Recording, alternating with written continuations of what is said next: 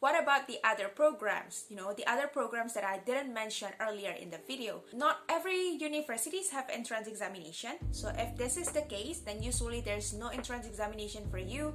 However, there might be still an interview that you need to take.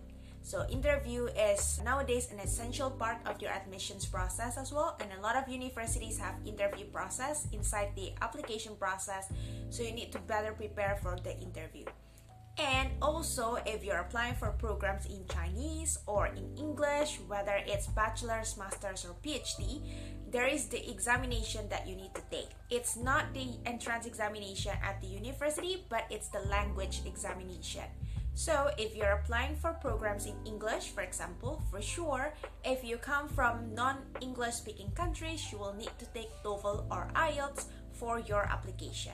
Well, some of the Chinese universities are also considering other English tests. For example, the China Admissions International English Test, where you can find the information here, or you can also watch the other videos here. If you're from non-English speaking countries, then you will need to take the English examination if you're applying for English taught degree programs. But there is an exception to this. So if let's say you are from non-English speaking countries but you are studying in international school or international environment where the whole program throughout your entire education was delivered in English, so this could be an exception for you.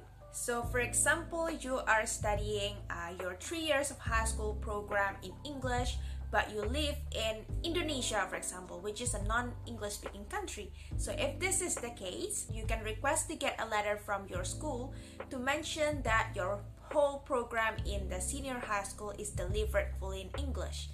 And you can actually use this letter as a substitute of the English language requirement. A lot of times, universities can accept this letter as a substitute for your English language requirements, so there's no need for you to take TOEFL or IELTS. However, taking the English examination can also be good for you because it can be a plus point for your application.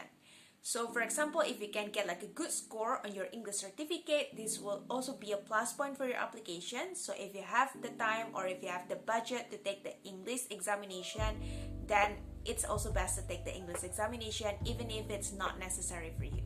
And another exception is also if you're coming from a native English speaking countries. So if you come from the US, UK, if you come from Jamaica, from Australia, New Zealand, and a few other countries that are recognized as a native English speaking countries, then there's no need for you to provide English language certificate because your country is fully speaking English anyway. So then Chinese universities are not requesting you to submit the English examination certificate.